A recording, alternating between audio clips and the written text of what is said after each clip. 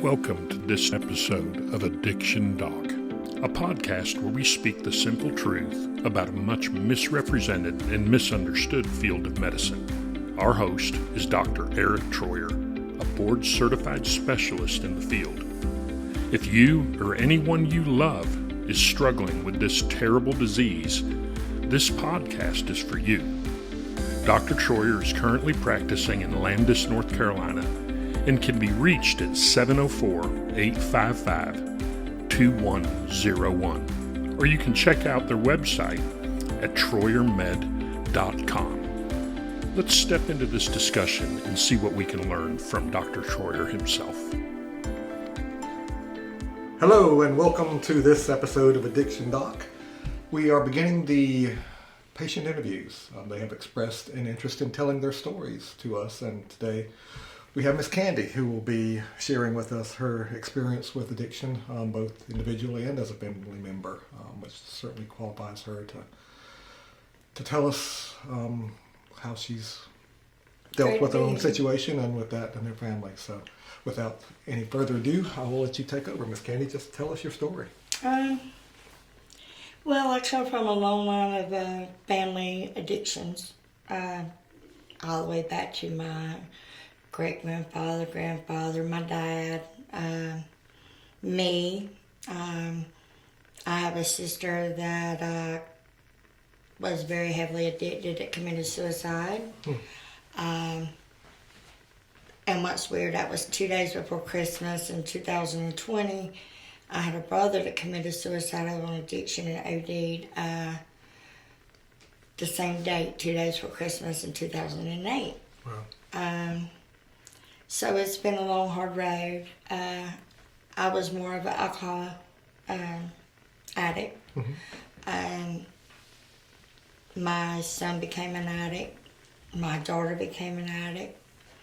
And before I knew it, it all got so far out of hand that, we were doing our drugs together. Of course, they were old adults, but still, and I was in a very abusive relationship. And then when I started getting to the point where I was so low that I actually just laid it down and went through, soul searching. Mm-hmm. And it took a very long time. That's not an easy thing to do. It's a very hard thing to do. It is. Along with that, I think my daughter picked that up. Mm-hmm. We drew strength off of each other. I lost my leg July of 2020. Mm-hmm. She had lost full control of her legs from a needle infection that affected her nervous system. Right. She spent 3 months in the hospital. Right. 2 hospitals kicked her out, so she never walked again. When she got sent home, at least I knew I would get a prosthetic, I would be able to walk again. The hardest thing to deal with was watching her at 24 years old, not being able to move from her waist down. I would have to try to help her. She would try to, keep doing rehabilitation. Finally, she did get her legs back. Right. At that point in time, that's when my sister had passed. 10 days later, my husband had OD'd and passed. She said, "Mom, we're not doing this no more." She said, "I got an appointment with Dr. Troyer." And she said, "I think you need to too." And I said, "Well, Megan, to me, maybe it's trading out one drug for another." Okay. That was my mindset. Right. If you want to be clean, be clean. Little did I realize there's steps. Right. And it's not easy. It's easier for some people than it is others. Probably about 6 months later, I made me an appointment. we did wonderful. We did really wonderful. About 2 years ago, she passed March the 11th on my son's birthday a year ago. But the year before that, she had had a miscarriage, and she went through a lot, and she backslid. Right. I thought that she had OD'd when I found her. Right. Come to find out, she passed from diabetic ketoacidosis because she was diabetic. But it was the drugs that put her in that. Right. So in my eyes, it's still a drug thing. Right. For the last year, I battled. I really battled.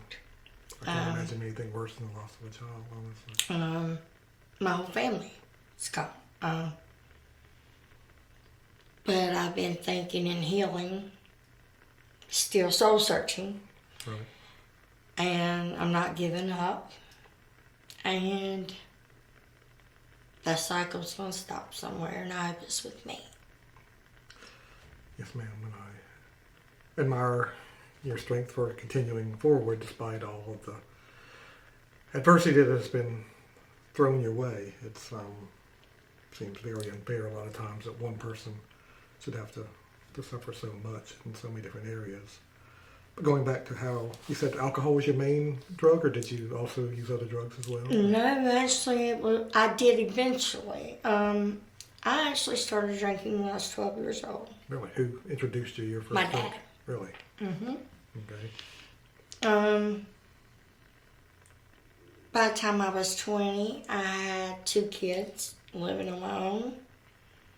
I was an emergency medical technician, and I drank like a fish. Really?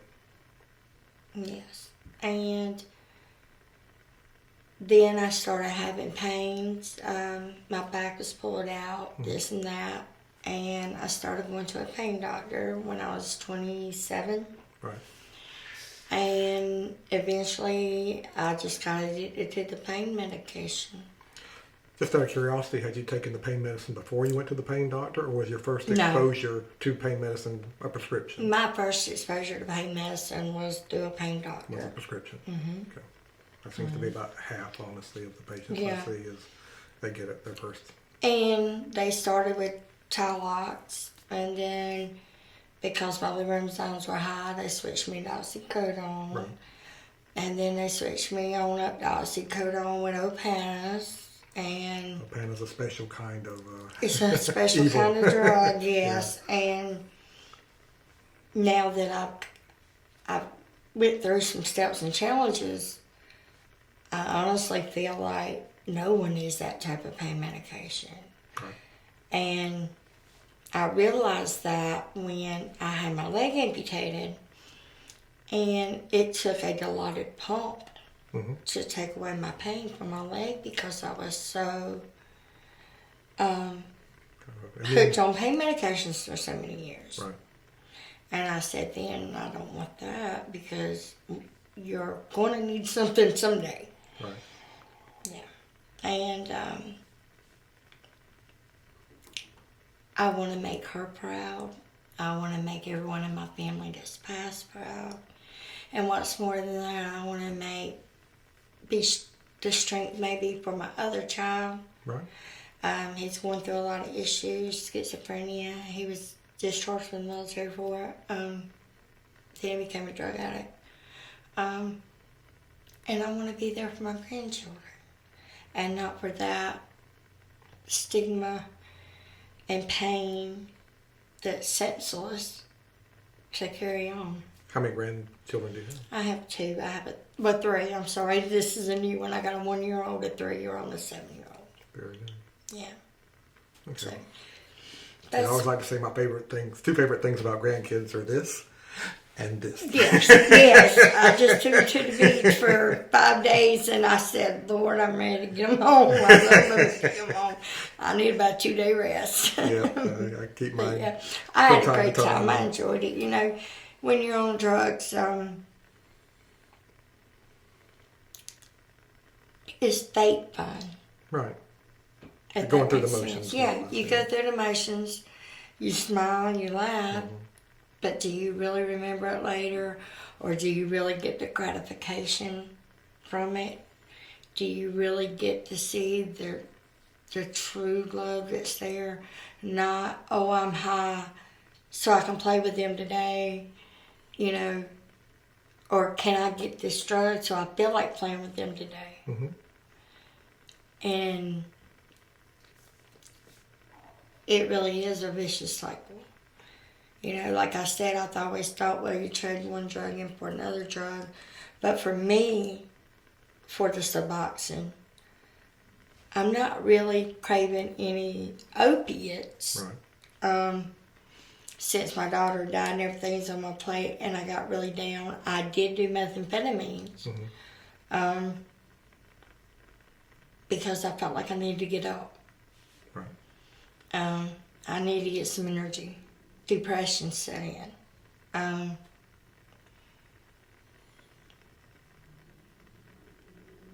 Which one of those two would you say is more difficult to get off of, with the opiates or the stimulants like meth? I can leave either one alone. I do it in spurts. Okay. As far as the opiates, I haven't done an opiate in a year. Right at, yeah. When she passed, well, actually, even before she passed, probably about 8 months before she passed, I had made up my mind I would not do no opiates with her. Right. She was in the hospital. She had to have open heart surgery because that infection had messed her valve up. So yeah, I had to go through that with her also right after losing her legs. She came out of all that, and little did I know, after she passed and I was cleaning her things, I came across her journal. Mm-hmm. And she said, I really, really want to get off these drugs. I plan to, but I don't want to go in precipitated withdrawals. Right. That was her biggest fear. Right. And that's a lot of people's biggest fear, honestly. So she said in her journal, okay, I can do a little bit of math this day, a little bit of math this day, a little bit of math this day, and then I can transfer back to the Subutex or Suboxone. Right. So I won't have precipitated withdrawals. Well, with the meth, fortunately, there's really not any precipitated withdrawal. It's only Right. with opiates. Well, she was doing it to get off the opiate. Right. And my thing was, little did she know why she was trying to do that, to get off the opiates, to get back on the Suboxone, it threw her in DKA.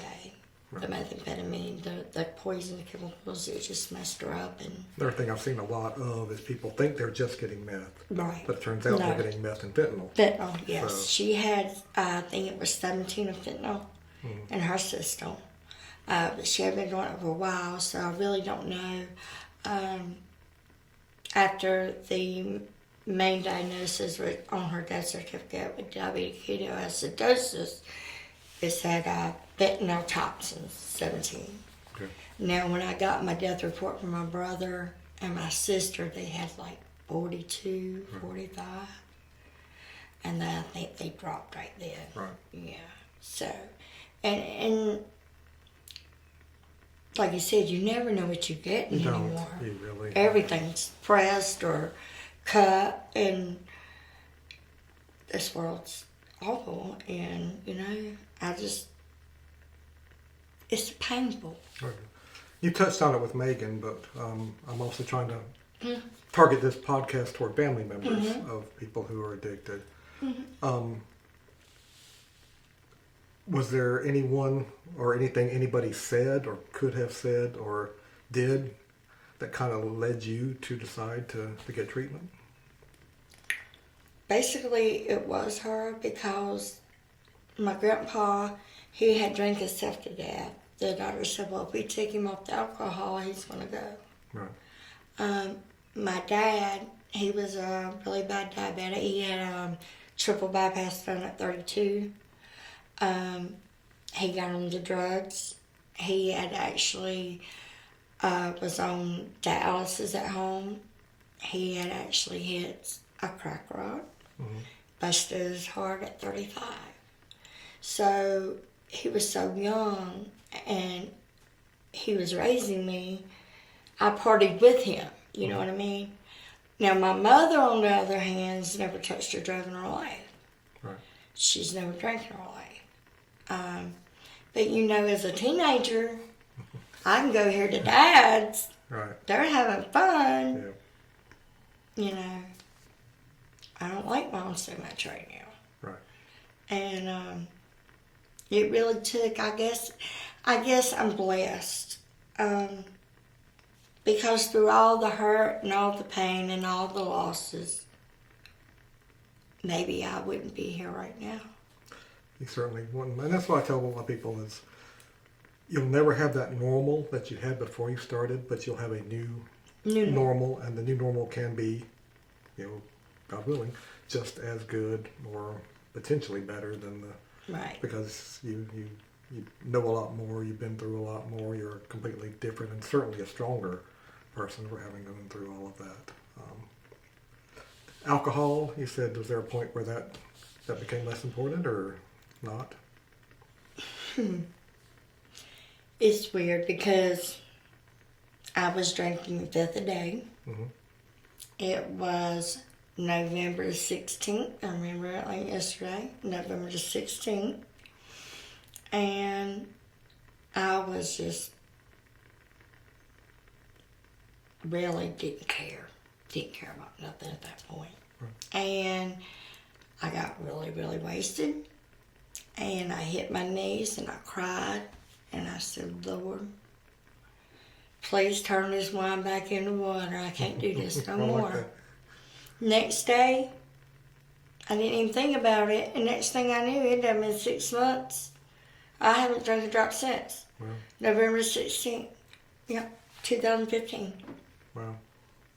That's an interesting story. Although alcohol is one of the ones that does tend to burn itself out in people. I believe that too. Yeah. I believe it. I believe, you know, my mom used to I also believe in answered prayer. Yeah. My mom used to say, you know, can't even not going to find that answer in the bottom of the bottle. Right. And I said, no, I may not, but I'm going to forget it for a while. Right. No, it comes back to burn you. Yeah. It really does. You get sick and tired of being sick and tired after a while. Right. Did you ever have difficulty finding your drug of choice, or was it always pretty easy to find? I could always go buy it. Okay. Alcohol, I mean, that was really my drug of choice. Yeah, I'm talking about with the opiates. Oh, with the And opiates? the meth and all that. I always got sick with them. Mm-hmm. I always had to have vinegar with the opiates. Really? Okay. Yeah. I don't know why. And That's a pretty common side effect, actually, nausea. It's a really is common it? side effect with the opiates. And so I really didn't go too high. Mm-hmm. Well, actually, I did, obviously, because I was addicted. But I mean, if I had a choice of a drug right now, it would be probably methamphetamine. Right. Why? Energy. Okay. And I've asked, this is, I don't know if I've asked you, but I've asked most of my patients, to you, what does the word high mean? If you had to consent to down to like one or two words. Okay. It would be feel good and energy. Energy is the most common answer I get. Mm-hmm. And some people get that, but they're genetically wired, so they get that with the opioids. Some people are not. Some people it knocks out. Mm-hmm. And then, of course, the stimulants of the meth and cocaine and all of that, most people are going to react that way. But the problem is you get your high, and then you don't come back to where you were before you used. You come down here because you just used up your body's reserves of energy, so now you have to use to get back. More to get back, yeah. Exactly. Yeah. So that's where it kind of That's where it gets really dangerous, actually, yeah. Mm-hmm. Right. Who would you say is the person that you most admire?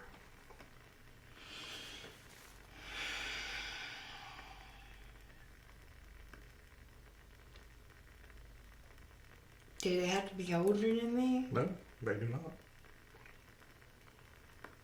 I admire my daughter. Okay.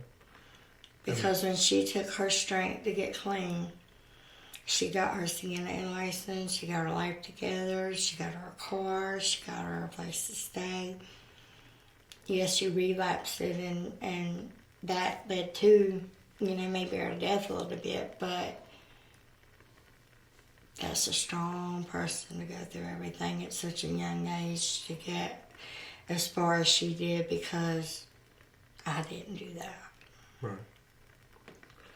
I find that, and you said that she had kind of been with you, and then y'all kind of tried to push each other to be better. Yeah. And that's when I ask that question a lot of times with people who are going through addiction. The answer I get a lot of times is, even if they do say that person had nothing to do with them deciding to get clean, is that's the person that kind of stayed with them. That's the kind of person who stuck with them through it all and was there, and that's what seems to be the thing that makes people admire. Yeah, no person. Judgment. Right. Counseling. Yeah. You're doing counseling? I am. Okay. I am. What would you say, what topic would you say has been the most beneficial for you as far as the counseling goes? Well, we had a topic on addiction and how the choices that addiction makes on people. Mm-hmm.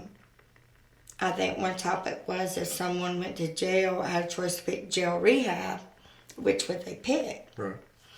And a lot of people would say, okay, I'd rather go to jail because, You probably keep using it in jail. Right, that too, yeah.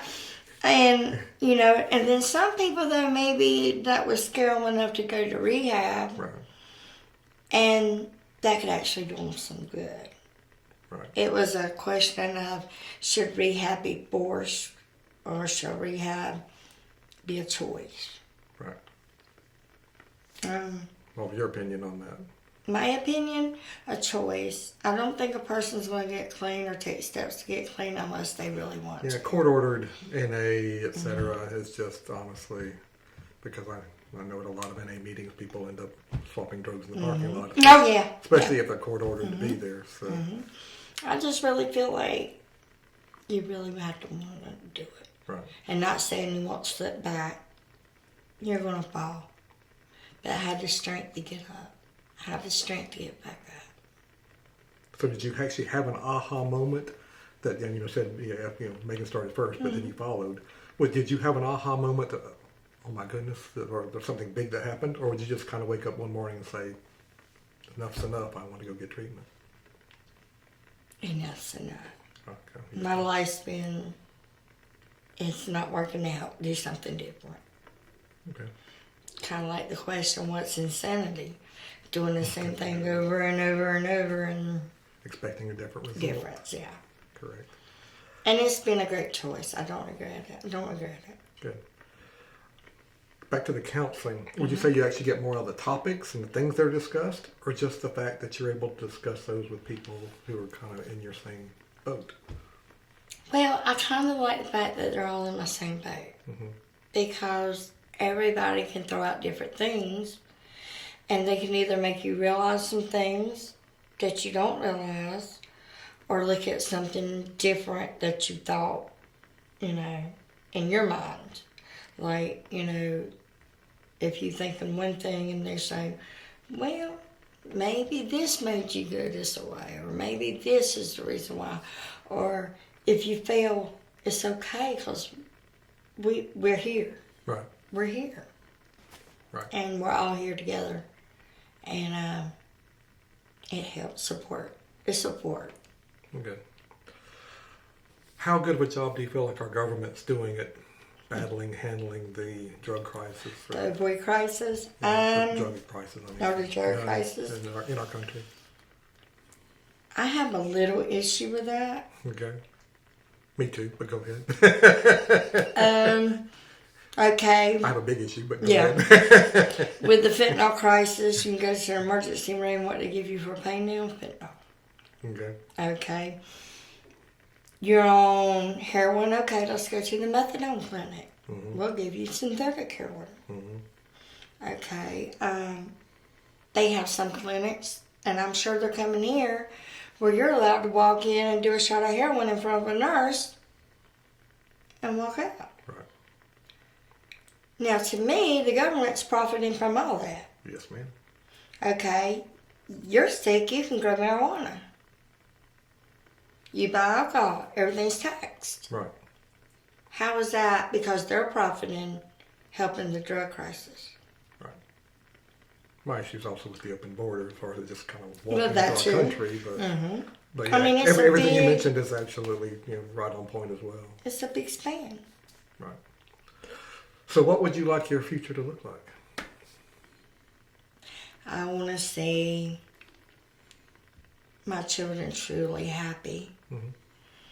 I want to see my grandchildren grow up. And I want them to see what normal is, or as close to normal that there is. But I really don't believe there's a definition for normal, what's normal, but No, yeah. but a clean, a clean life. Correct. A life without all that extra added pain that's not necessary. Right. That's what I want to see.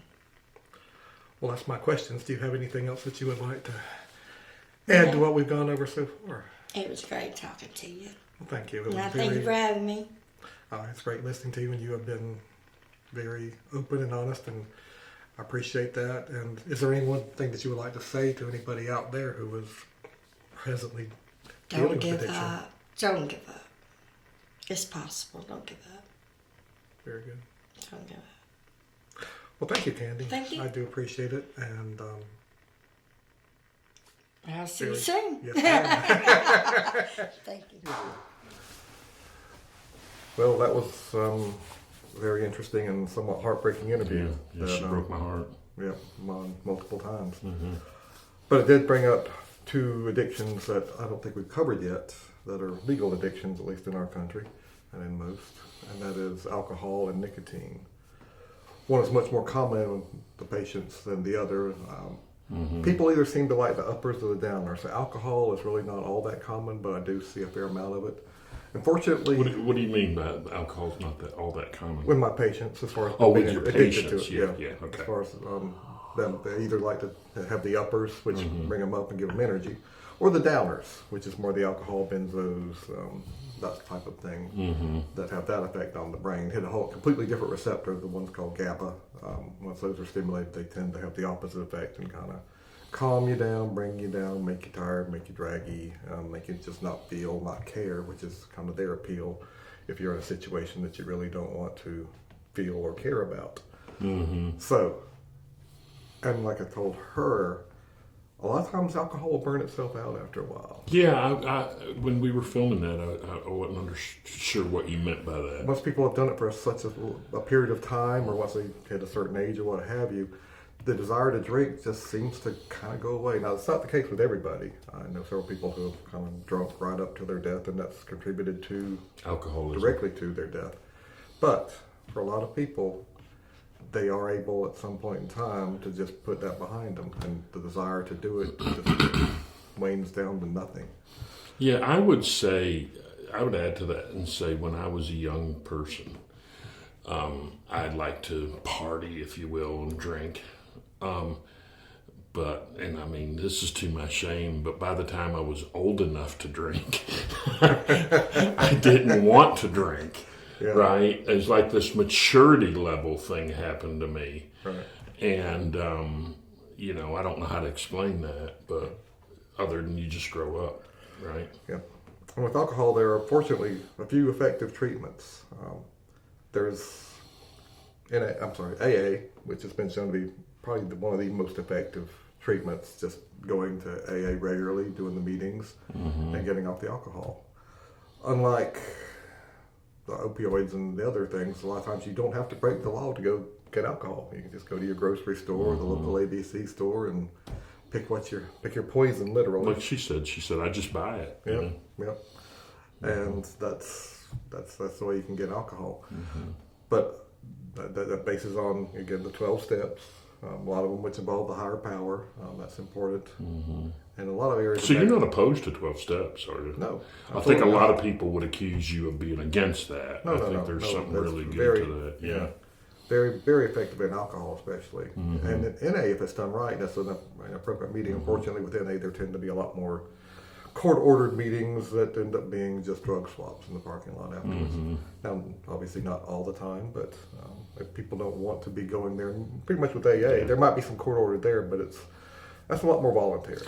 But People are going there 'cause they known, want to. I have known some of our patients, or I say our patients, they're your patients, some of your patients that are in counseling that get a lot out of NA. Absolutely. Yeah, so I mean, I'm not going to throw the baby out with the bathwater, as I know you're not either. But there are some.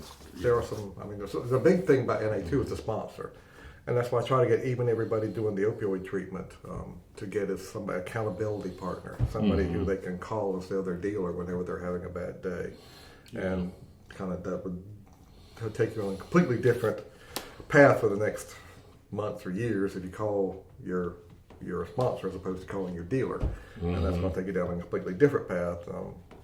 Unfortunately, that may lead to very dark and bad places.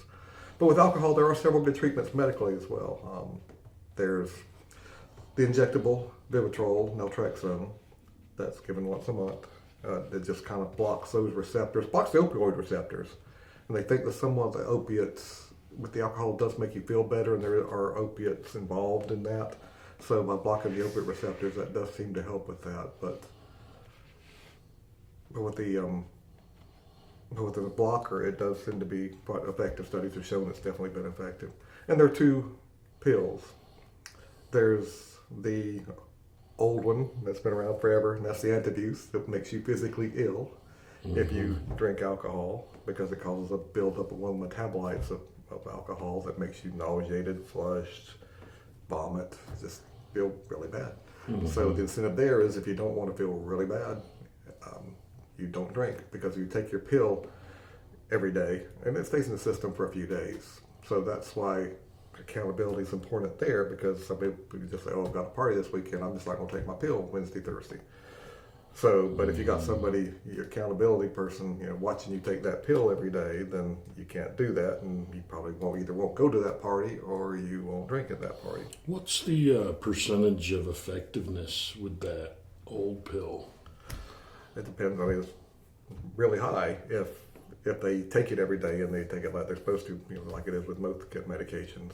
Some people will say, okay, it's just worth it, but not many. Once they do it the first time and experience that literal sickness that they get if they drink alcohol after taking the Antabuse, then they won't do it again. So still, like one of my kids rolled down the stairs, and my wife at the time got all upset, and I said, well, they won't do that again. So sometimes learning by experience is a dear teacher. Yeah. The other medication is a Camprosate. It's been out for a while, in fact, long enough to be generic. It kind of blocks those GABA receptors that I mentioned, so that when you do drink, you don't get that much out of it, and you don't get the pleasurable effect from it. So it's a little less convenient, whereas the Antabuse is just taken once a day. The or disulfiram is the generic name for the Antabuse. The Camprosate has to be taken 3 times a day. We're supposed to be taking 3 times a day, 2 pills at a time. So that's 6 pills a day, which is a lot to ask of most people. Most people have a hard time remembering to take things once or twice a day. So 6 pills a day is a lot to ask. It's a little much. It is. So that's the main drawback of it, and which is why the Vivitrol is nice, because it's just a once a month shot. And that's what we have as far as the alcohol side goes. And then on the nicotine side, I dare say that 90% of my patients smoke, and that is completely different than or pretty much opposite of the general population, where only about 10 to 15% of people smoke. So, why? And that begs the question, does the drug use lead to the nicotine use? Does the nicotine use perpetuate the drug use? What's the interplay there? Because it's just so disparate from the rest of the population. Studies have shown that use of nicotine, or any other addictive chemical for that matter, does increase your risk for the use on the opioids and other addictive medications. So, I believe the gene that probably makes you desire the opioids also makes you desire the nicotine, get benefit from it. And what everybody tells me, the reason they do the nicotine is because it calms them down. It just takes their stress away. And I tell them that that's a lie. And I have to explain that to them because they feel better. And they are right. They do feel better when they smoke. And but here's the caveat with that. Nicotine is a stimulant. It is not a depressant like alcohol. It is a stimulant. It takes you from here to here because it is a stimulant. It jacks you up. If you're studying for a test like caffeine, it would keep you awake, it'd keep your brain sharper, et cetera, et cetera. So it is a stimulant. The problem is it's also addictive. So here's your anxiety stress level without nicotine. Nicotine's a stimulant. Here it is with nicotine. Now comes the addictive part. Don't take your puff for a while, you go into withdrawal.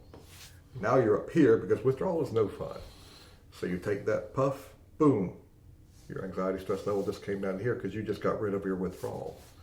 So, don't smoke for a while, getting irritable, getting anxious.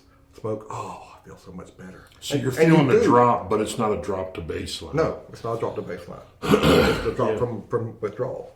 Because you have, like we talked about with the opioids, you're just thinking about it sometimes will get you moving away from the withdrawal. Interesting. So you're playing up here with nicotine as opposed to playing down here without nicotine. So that's an interesting concept I never thought about before. Right. Because basically what I think you're saying is once you're addicted to nicotine, you're constantly stressed.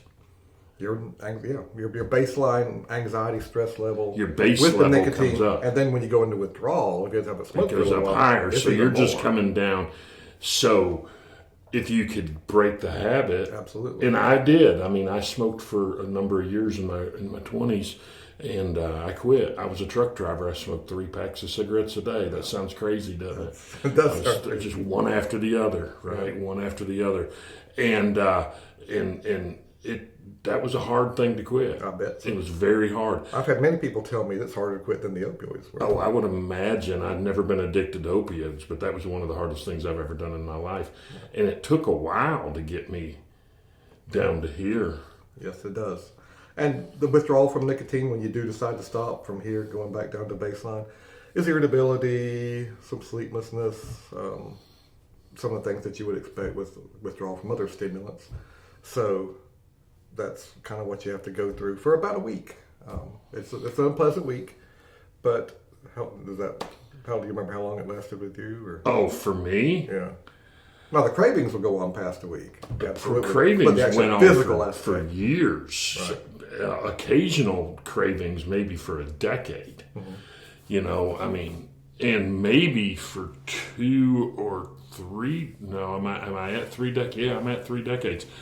For about 2.5 decades, I would still dream about smoking, which was weird, but it was much more manageable, right? Now I'd say it's a long, hard road, man.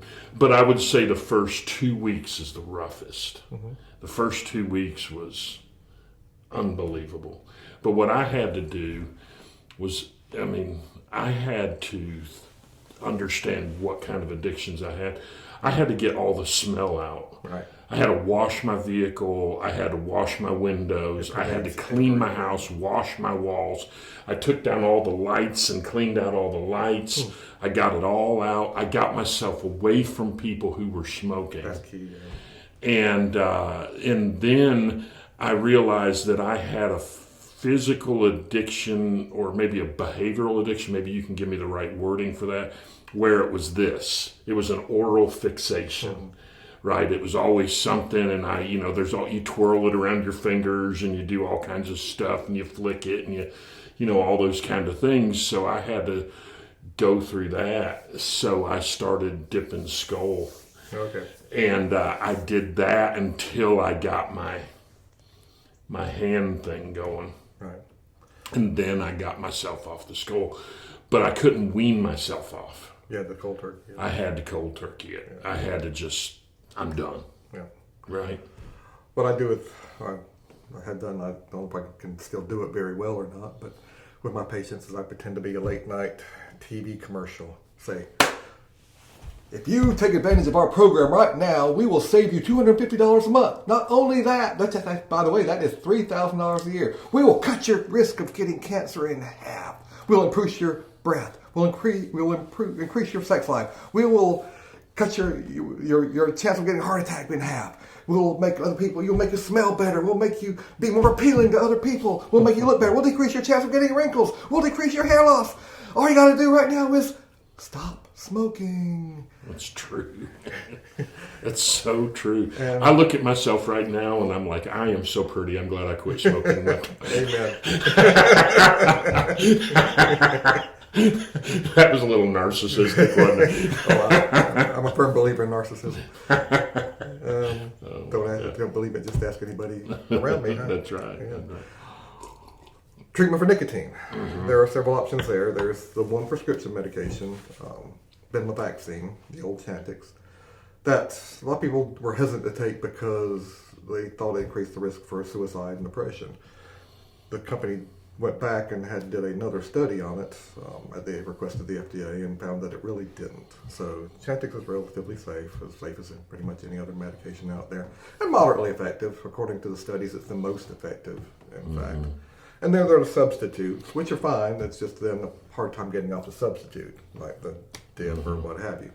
But the medicinal substitutes are the patch, which is kind of a step-down program and meant to come off of. You go start with the 21 milligram, which is equivalent to about a pack a day.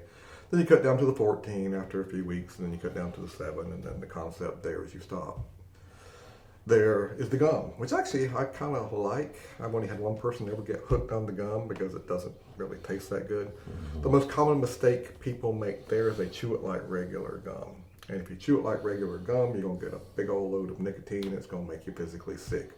Just like those of you who, parents might have caught you smoking for the first time and had you smoke a pack of cigarettes and made you physically sick. If you chew the gum like regular gum, that's going to have that same effect on you because you get a big old bonus. The way you're supposed to chew the nicotine gum is you chew it till you get a peppery, tingly taste, and then you park it. And then you wait till the next time you get a craving to smoke, you chew it again until you get that peppery, tingly taste, and you park it. That way a piece of gum will last longer.